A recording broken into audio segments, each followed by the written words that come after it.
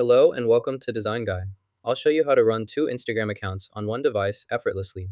If we want dual Instagram apps, we'll find a workaround since iOS doesn't natively allow cloning apps directly for security and performance reasons normally. So we'll start by installing one Instagram app from the App Store, a straightforward initial step that sets us up for using dual accounts. Next, we'll find our second app through an alternative method.